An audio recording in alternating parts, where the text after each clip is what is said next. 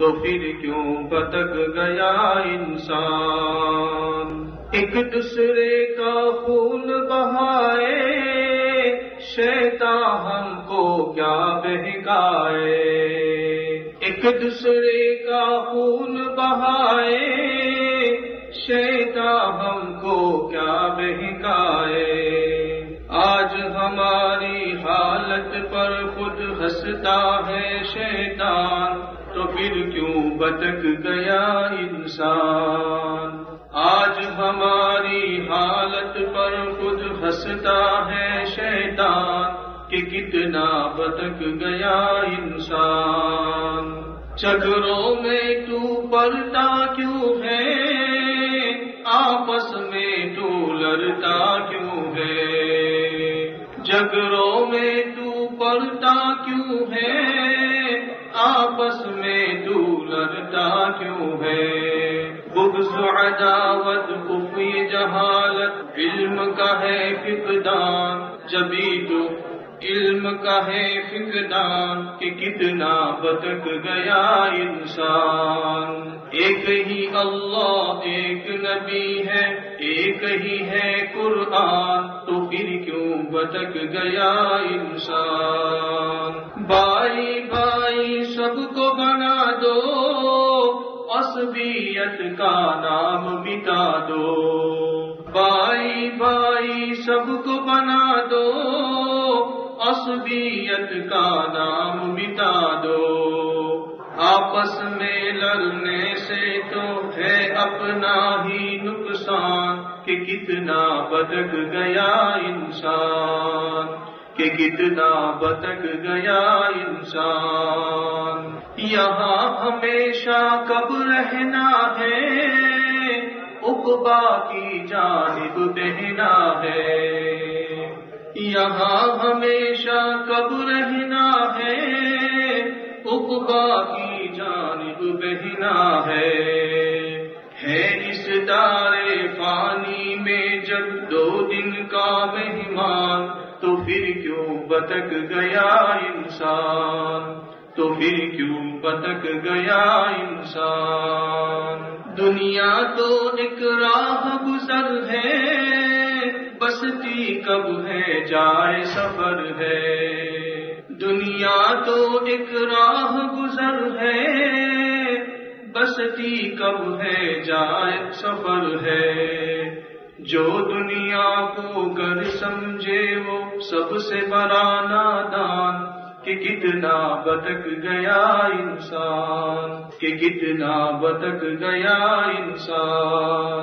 مٹی کے یہ فانی چہرے لال گلابی سرخ سنہرے، مٹی کے یہ فانی چہرے لال گلابی سرخ سنہرے۔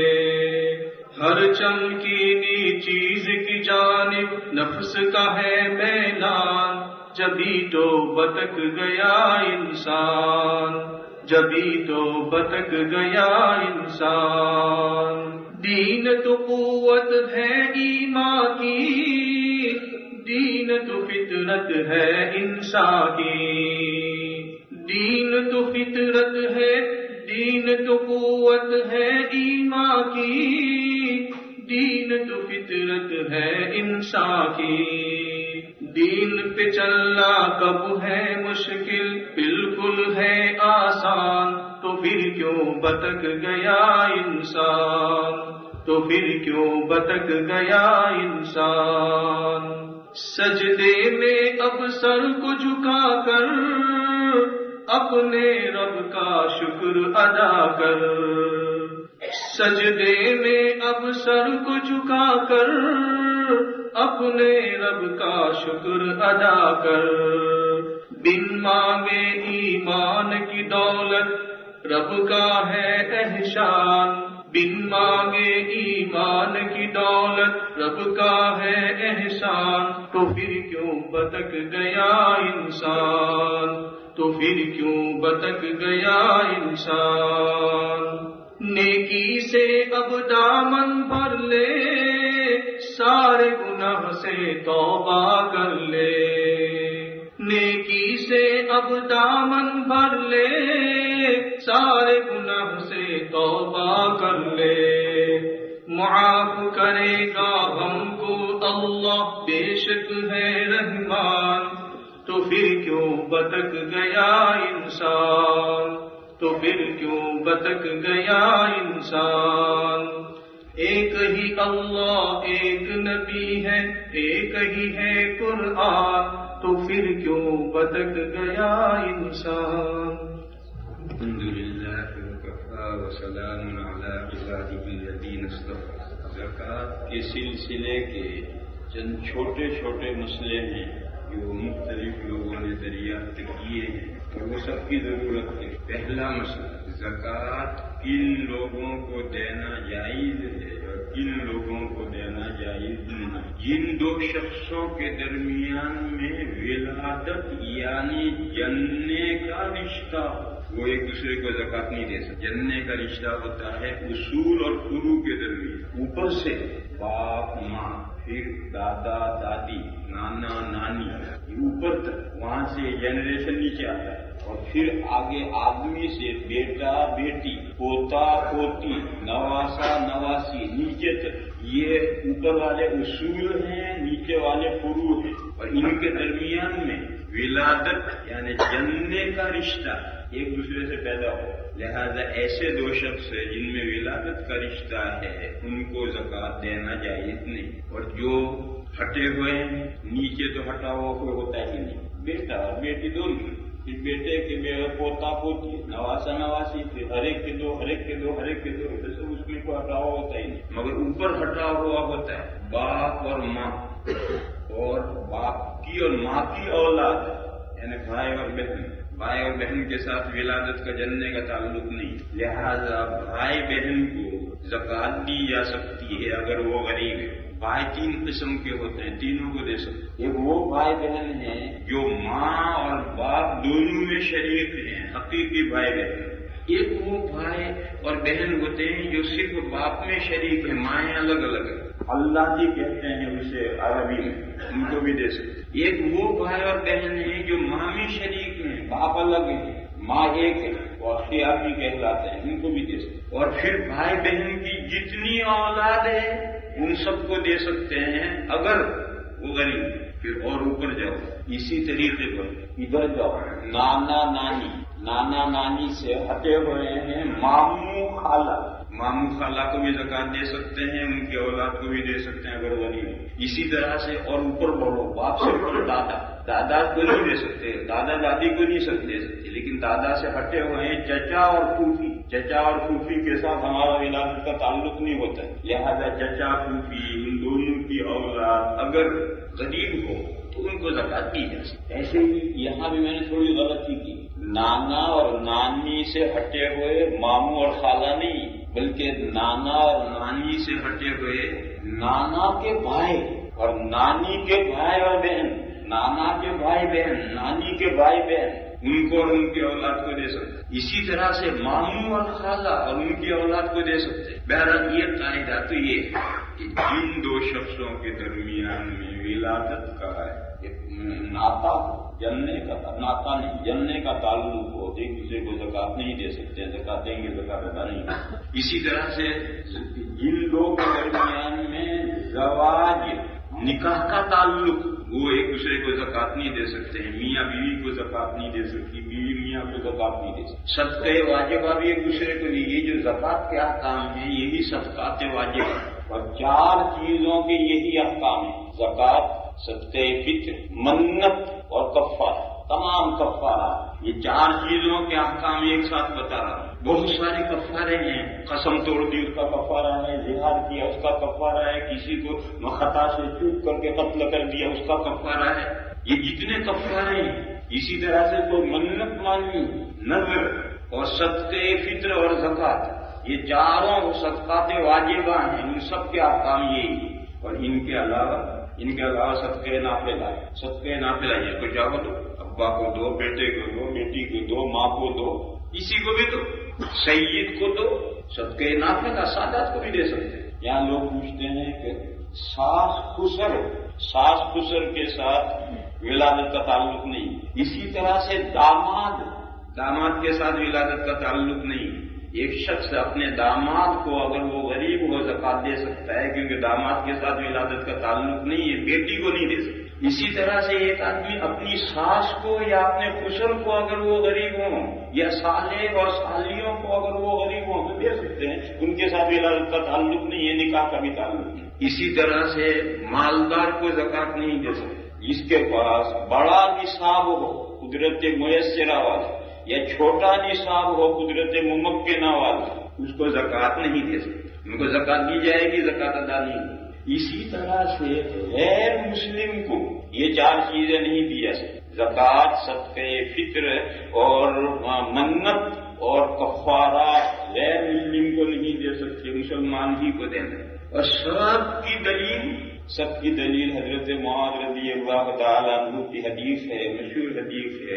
جب حضرت معاذ رضی اللہ تعالیٰ عنہ نے یمن کا گورنر بنا کر روانہ کیا تو ان کو بہت ساری ہدایات دی.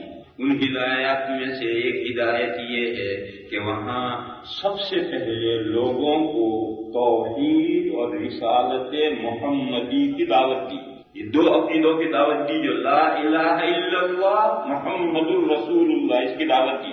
یہ دعوت اگر وہ قبول کر لیں تو سب سے پہلے انہیں یہ بتائیے کہ اللہ نے رات دن میں 5 نمازیں فرض کی, نمازیں پڑھنا شروع کرو. جب وہ یہ بات مان لیں تو پھر انہیں یہ نمبر 2 یہ بتائیے کہ اللہ تعالیٰ نے آدمی کے مال میں زکات فرض کی ہے.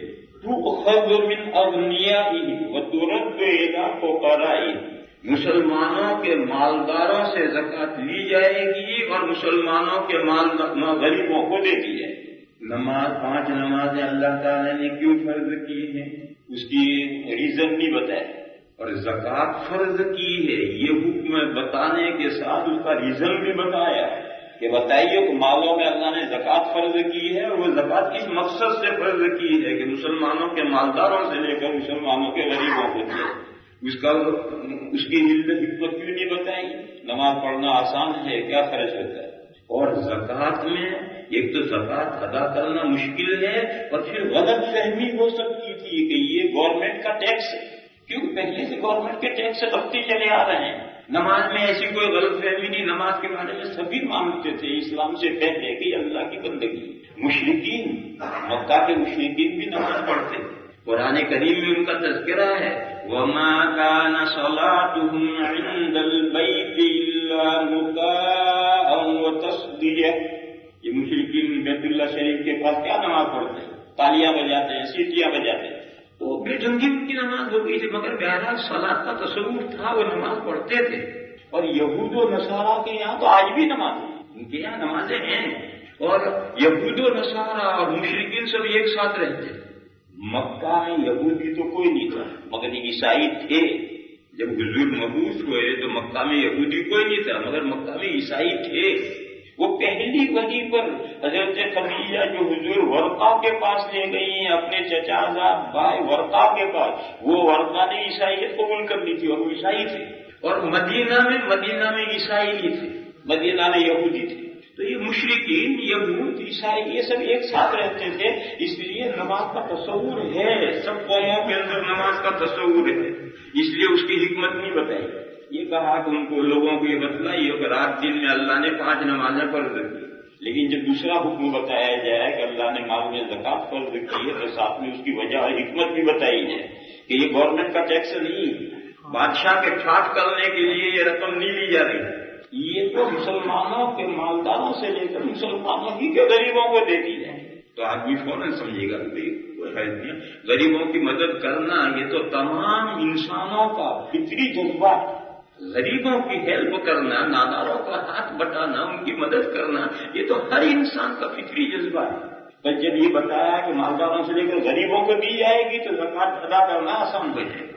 بہرحال یہ جو نبی پاک صلی اللہ تعالی علیہ وسلم نے ارشاد فرمایا ہے, اس سے یہ 4 حکم نکلے کہ زکات مسلمانوں کے مالداروں سے لی جائے گی. اسلامی ملک میں جو غیر مسلم نیشنل ہیں ان سے زکات نہیں لی جائے گی, ان سے چونگی لی جاتی ہے, جزیہ لیا جاتا ہے, خراج لیا جاتا ہے, زکات نہیں لی جائے. زکات لی جائے گی مسلمانوں کے مالداروں سے. اور وہ مسلمانوں کے ہی غریبوں کو دی جائے گی. ہمارے ملک کے جو شہری غیر مسلم ہیں ان غیر مسلم کو اس رقم میں سے نہیں دیں گے. جیسے زکوٰۃ غیر مسلموں سے لیں گے نہیں، یہ رقم غیر مسلموں کو دیں گے نہیں. اور جو حکم زکوٰۃ کا ہے وہی صدقہ فطر ہے. کیوں؟ وہ بھی فرض ہے، یہ عملی فرض ہے، واجب ہے. وہی حکم منت کا ہے، وہی حکم کفارات کا ہے. لہذا یہ چار چیزیں غیر مسلم کو دینا جائز نہیں ہے. اگر دو گے یہ چار چیزیں ادا نہیں ہوں گی. ان کے علاوہ جو خرچ ہیں صدقات نافلہ دو، خوب دو. اگر موقع آئے پیچھے مت رہو. انسانی حادثات ہوتے رہتے ہیں، سیلاب آتے ہیں، زلزلے آتے ہیں، آفتیں طوفان آتے ہیں، فسادات ہوتے ہیں اور لوگ بے خان مان ہو جاتے ہیں. نہ گھر ہے نہ سامان ہے، فٹ پاتھ پر بیٹھے ہیں. اس وقت انسانی فریضہ یہ ہے کہ ہر ضرورت مند کی مدد کی جائے. صدقات نافلہ دو، خوب دو. اور صرف انسانوں ہی کو نہیں، اگر انسانوں کے علاوہ جانوروں کو اگر تم کسی صدقے کا محتاج سمجھو ان جانوروں پر بھی خرچ کرو. لیکن یہ چار مال ان کے لیے مخصوص احکام ہیں اور وہ اس حدیث شریف کی وجہ سے. دوسری بات، یہ چار چیزیں تملیغ کے طور پر دینی ضروری ہے، عبادت کے طور پر دینا کافی نہیں. یعنی جس کو بھی یہ دی جائیں اس کو بالکل مکمل مالک بنا دیا تو یہ چار چیزیں ادا ہوں گی. اور اگر زکوٰۃ کا کھانا پکا کر، صدقے فطر کا کھانا پکا کر غریبوں کو بلا کر بٹھا کر کھلا دیا، زکوٰۃ ادا نہیں ہوگی، صدقے فطر ادا نہیں ہوگی. اس لیے کہ بٹھا کر جو کھانا کھلایا جا رہا ہے اس کو یہ تملیغ نہیں، عبادت ہے کہ جتنا تمہارے پیٹ میں سمائے اتنا کھاؤ. یہ الگ ہے کوئی چپکے سے پٹلوں کی جیب میں ایک روٹی گھسا دے. ہمارے یہاں تعلیموں میں ایسا گھسا کے لے جاتے ہیں صبح ناشتہ کرنا